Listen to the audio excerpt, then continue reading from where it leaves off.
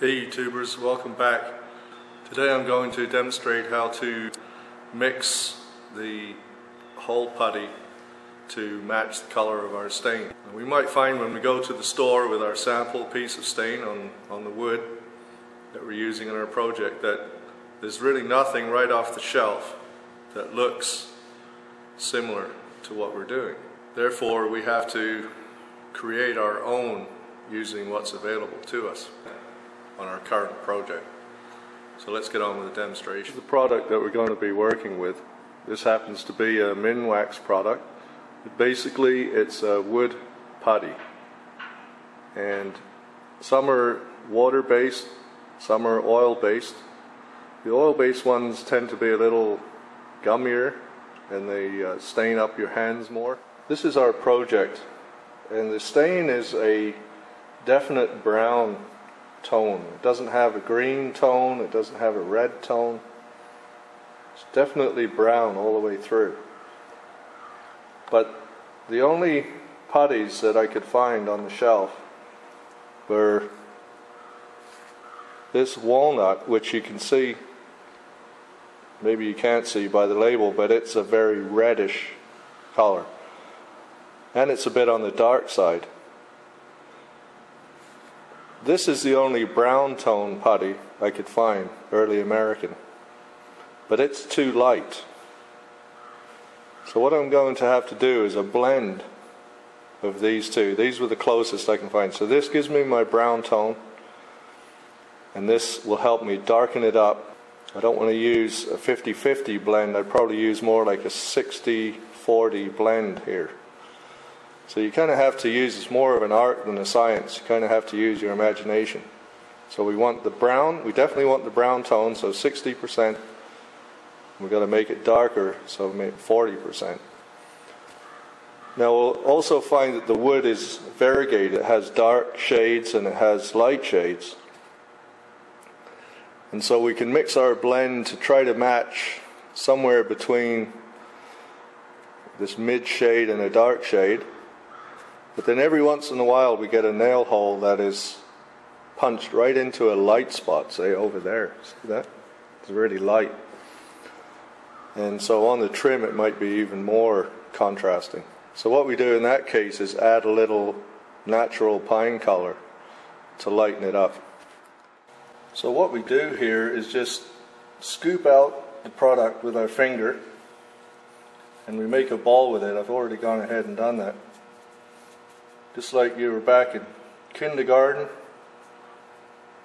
or what have you. You just roll that between the palms of your hands and make a ball.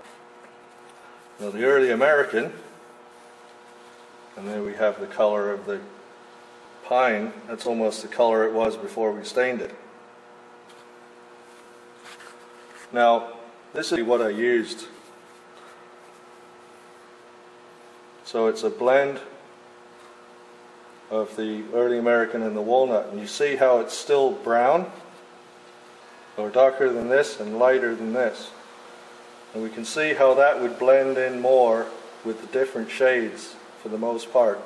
So what we do then is we bring together two pieces. I actually want to darken this up a bit.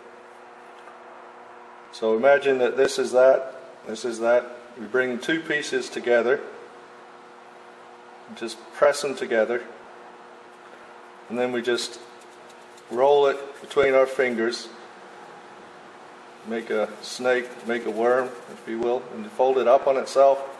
Keep doing that until it's thoroughly mixed in, and then roll it in your hands, and then we have slightly darker color. Now, if we want to get really accurate and we want to be able to cover the light spots, what we can do is break a piece off, and this we're going to use for the bulk of the nail holes. And then we're going to take a piece of the natural pine and add it to our already blended color. So you just squeeze that together, make that snake. You can see how it's can see how it's mixing through there. So keep doing that until it changes color all the way through.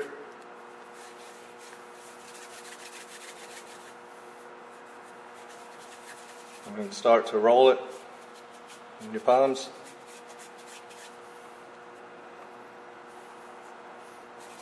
You can still see that it's not quite mixed up. Keep going. There. So then you have a lighter shade. And when you hit a lighter hull, it won't look as obvious. If you enjoyed that demonstration of how to mix the wood putty for your stained projects. And this was by request from one of our viewers. So if you have any requests for a demonstration, if you have any questions about this or any other videos, drop me a line. I'll try to get back to you as soon as I can. By all means, subscribe. Until next time, it's been Craig, the Muskoka Painter, helping you take the pain out of painting.